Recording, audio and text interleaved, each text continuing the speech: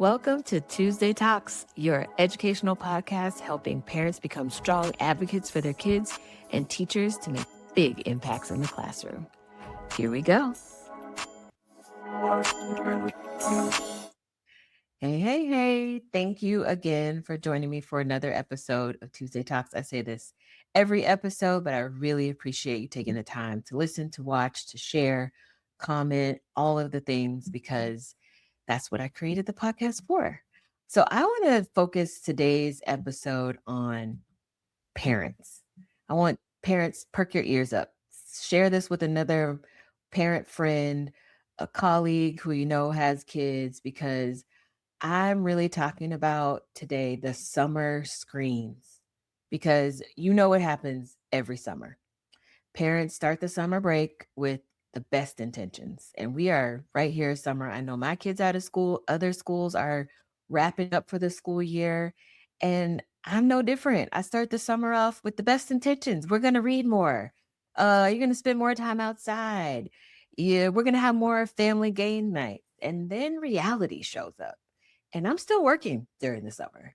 My kid is at home, it's hot outside, boredom comes, and before I know it, YouTube becomes the babysitter. Maybe it's YouTube, TikTok for you, but it's not because we're bad parents. It's because we are parents. And sometimes you just need 20 uninterrupted minutes to answer email, a phone call, cook dinner, simply just sit down and have a break. But here's the conversation that I think we need to have. It's not about screen time. I've talked about that on here before. Today, I want to talk about being vigilant about what your kids are actually watching. Not whether kids should be on YouTube or TikTok. That's a different conversation. I want us to talk about what they're actually watching and how we can know and stay vigilant on what is before their eyes. And I'm going to share some tips towards the end of this episode today to help you do just that.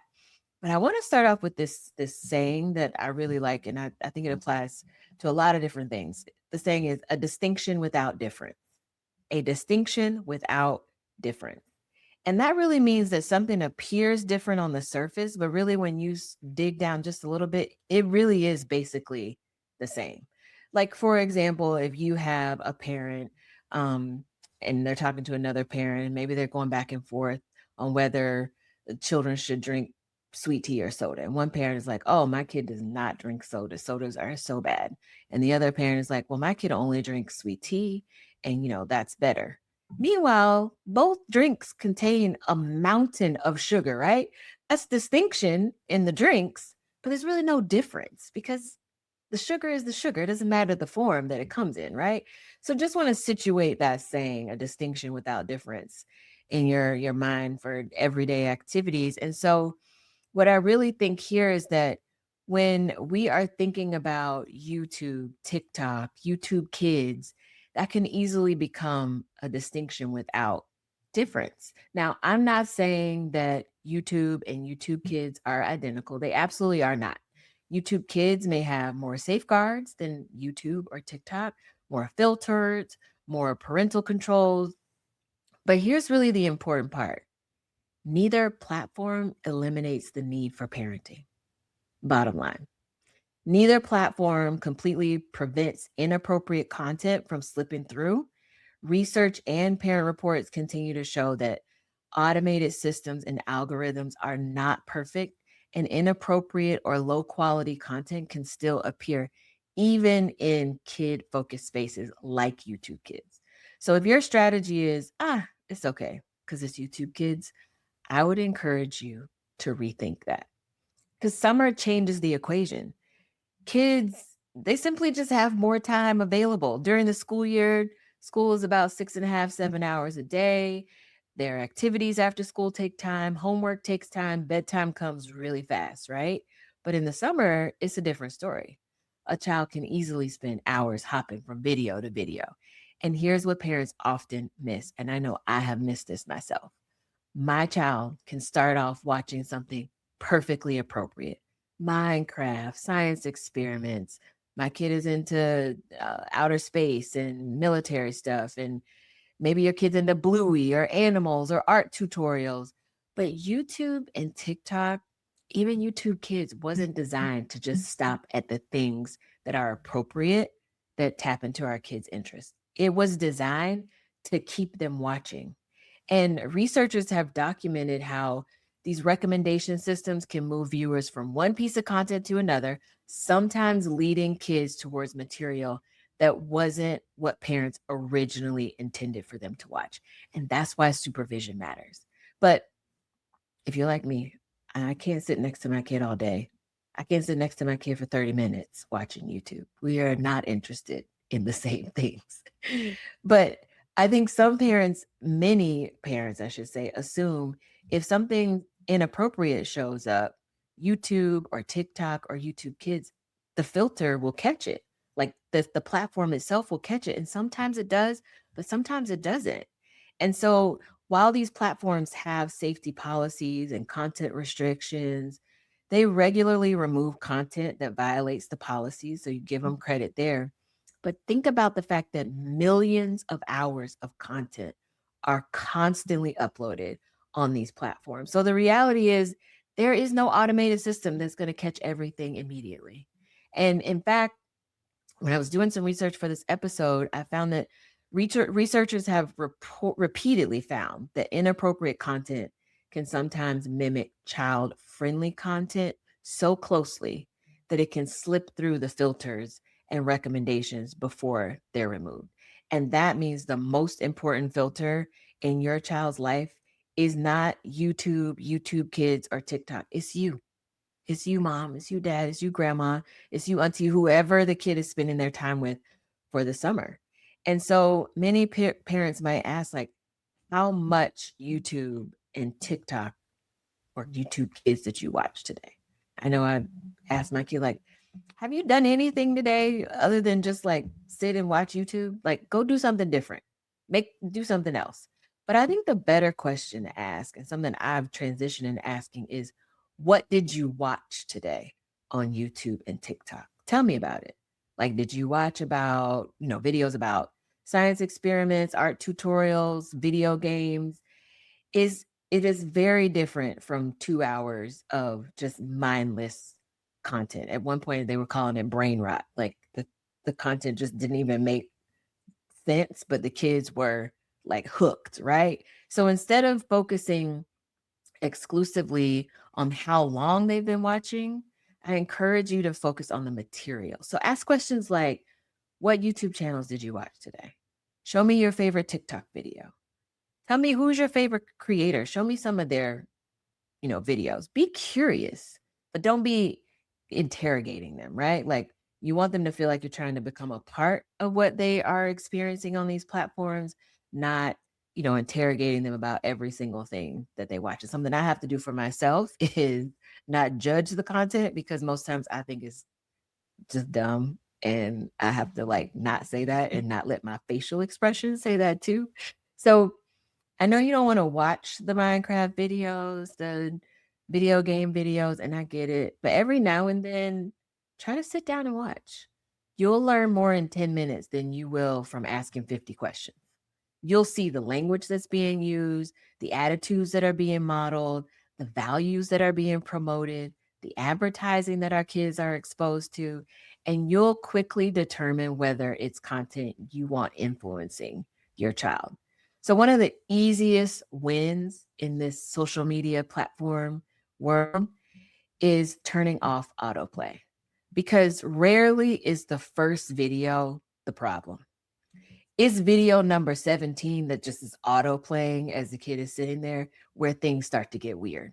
And autoplay keeps the content flowing without requiring an intentional choice of tapping on the next video, or if they're watching it on the TV, using the remote to click on the next choice. So removing autoplay creates natural stopping points, and it forces kids to think, do I really want to keep watching, instead of simply just consuming whatever is coming next. And there are a lot of great parental controls embedded within all of these platforms. So I encourage you to explore them. You can set break times, you can set caps on how much time can be watched. I know I've gone through my kids' history watch on YouTube, and if it was something that I thought looked crazy, I would just block, unsubscribe, and block the account from showing back up on my kid's feed because we share a YouTube account. And so I can look on my device to see what he has watched on his device. Now, I will say it's for YouTube specifically, if I set parental controls on my phone on our shared account, those controls only apply to my phone. I have to go to his iPad, go into our shared YouTube account and set parental controls there for those parental controls to then be applied to his iPad.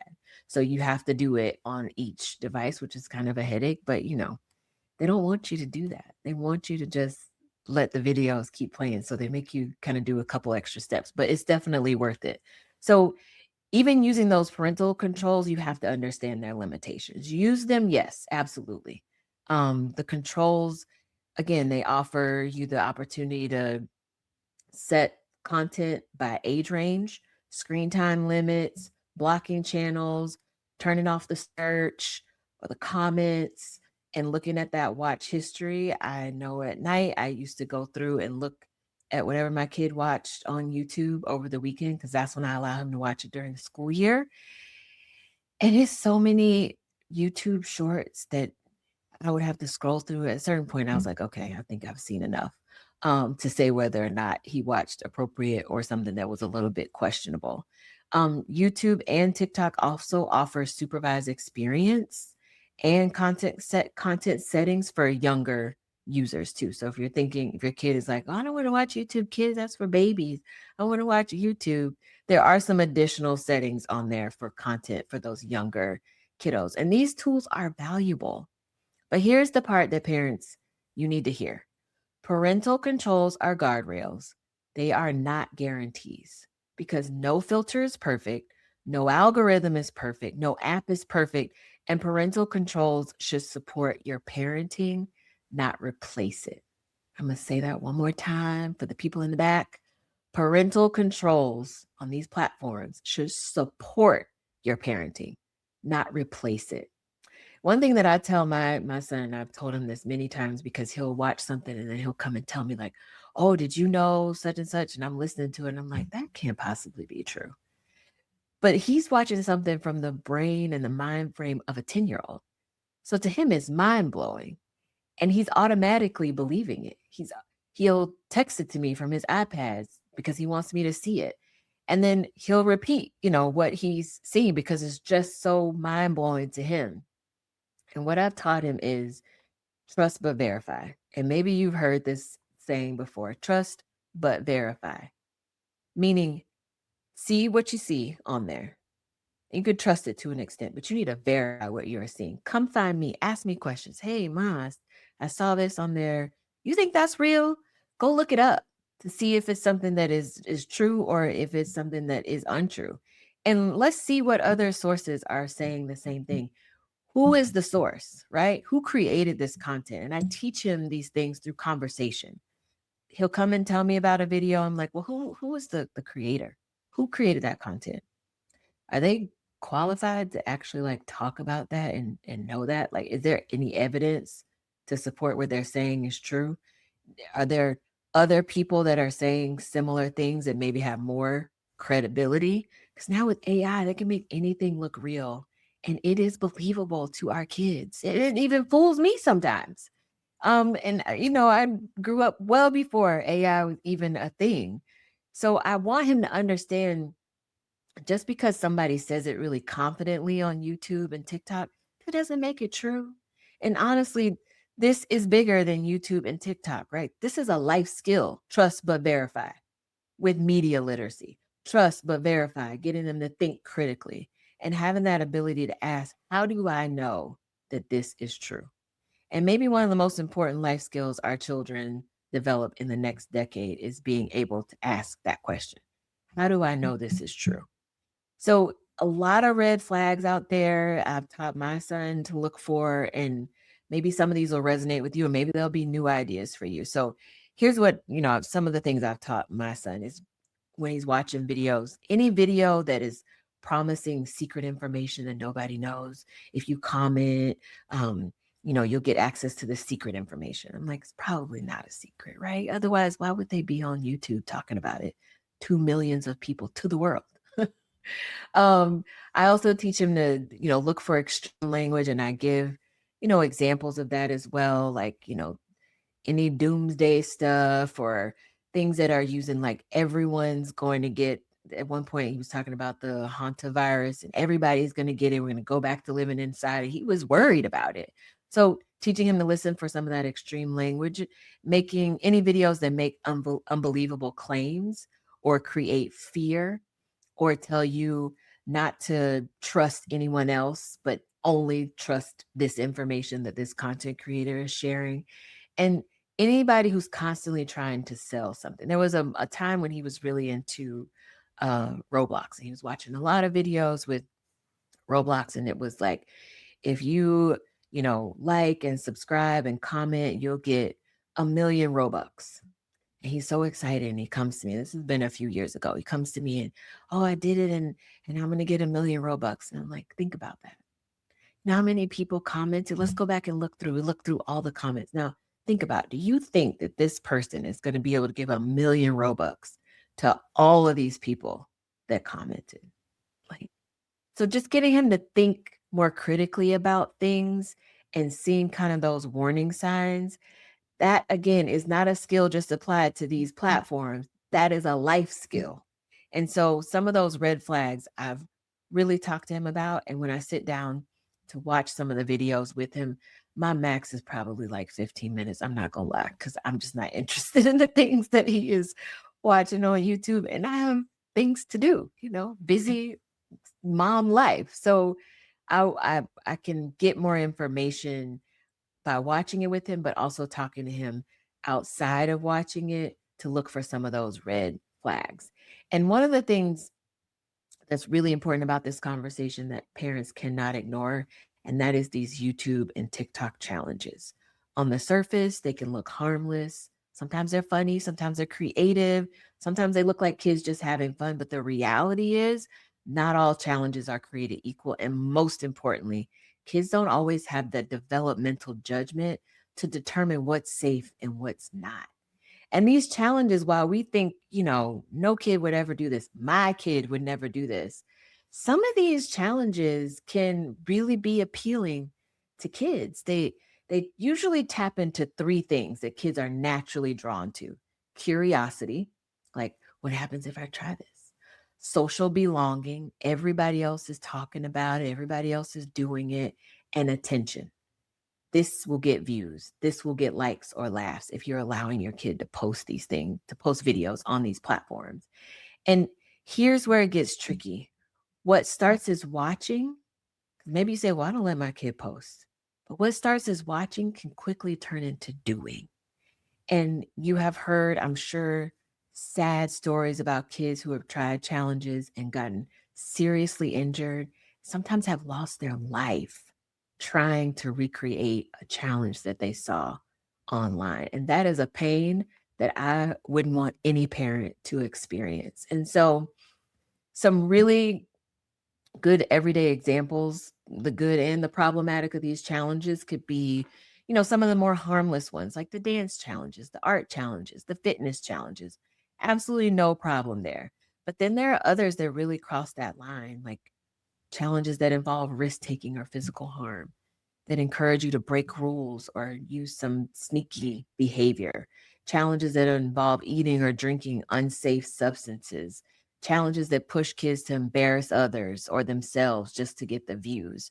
And here's what I need all parents to understand: by the time something goes viral and reaches your child, it has already spread like wildfire, which means your child may encounter it before it's flagged or removed, because it's already picked up momentum. And maybe parents aren't reporting the videos. Maybe the kids aren't unsubscribing or not liking. They're getting more likes, more subscriptions. And so it's continuing to spread. And so your child could probably encounter it before it's ever removed. So again, not relying on those filters for these platforms to do the job that, quite honestly, we should be doing as parents. So when we think about, you know, the activity that we see in these challenges is not just about what they're doing. It's the normalization of what they are doing. When kids see multiple people doing it, people laughing about it, there not being any immediate consequences, it sends a message to them that this must be okay, even when it's not. It must be safe, even when it's not. And so, as parents, this is where we shift from monitoring to teaching. This is where we have the conversations directly with our kids to say, just because something's popular doesn't mean it's safe. If a video dares you to do something risky, that's a red flag. That's not a challenge. And if you want them to think about their safety being more important than views, likes, or fitting in. And to tie it all back to this trust but verify that I've talked to my son about, talking to your kids, if you see a challenge that looks wild, crazy, or unbelievable, don't try it. Come talk to me first. That's what I tell my son. Come talk to me first. We have that relationship where he feels safe to ask me, things that he's thinking about because we've developed that type of relationship. But encourage your kids to come talk to you first. Set clear family rules about challenges. Don't leave it up for interpretation. Be very clear. We don't participate in online challenges without talking to your parent first. This is one boundary that can really prevent a lot of problems. And so when we think about, kind of what are some of the things that parents can do if you find inappropriate content, is ask, like, what should I do if that video is, talking about or showing something that I don't want my kid to see? Don't just close the video, report it. There is an option there to report these videos. They all have ways that users can report videos that contain inappropriate content, visuals, audio, or problematic content. Reporting helps platforms review and remove any content that violates their policies. And once you remove it, then talk about it with your kid, because the conversation matters, right? Asking, what made you click on that? What did you think it was about before you clicked on it? Did anything make you feel uncomfortable? These are conversations that start to help teach judgment, helps to start helping them think critically about what they're doing rather than just mindlessly doing it. And so, my summer challenge for all parents is really something simple. Don't just ask how much YouTube or TikTok or YouTube Kids did you watch today? Ask, what are you watching? Show me, teach me, tell me why you like it. And then every now and then go sit beside them and watch them, observe, discuss, because the goal isn't raising kids who never use any of these platforms, because that's really unrealistic for most people. The goal is to raise kids who can navigate information responsibly, kids who know how to think, kids who know how to question, kids who know how to verify, and children who understand that not everything on the internet deserves their trust. Those are kids that we can feel confident about, that will go out into the world and think critically in other areas of their life too. So just remember, YouTube, TikTok, YouTube Kids, they're not in competition with each other, because there is distinction there between them, but there's really no difference. And sometimes it's a distinction without enough difference that can make us let our guard down. The app can help, the filters can help, the settings can help. But at the end of the day, the most powerful parenting tool your child has is an engaged parent. And that's you. That is you. So use your superpower as a parent and make sure that you're there to be that parental control in addition to whatever controls you are setting on the platforms for your kids. I hope this episode sparked something in your mind that you are going to try out with your kid, a conversation you're going to have, action you're going to take, and share this with another parent that you feel like could benefit from just knowing some of the pitfalls, some of the red flags, and some of the ways to talk to their kids about how to think about what they're watching on YouTube, because it can look innocent, but there are underlying messages in there sometimes that can spiral them to think about things that were never a part of your value system as a family. And it can be shocking. No parent whose kid completed a YouTube challenge or a TikTok challenge and got hurt or worse ever thought that their kid would do something like that, right? So have the conversations early and use some of these tips that I've shared with you today to have those conversations.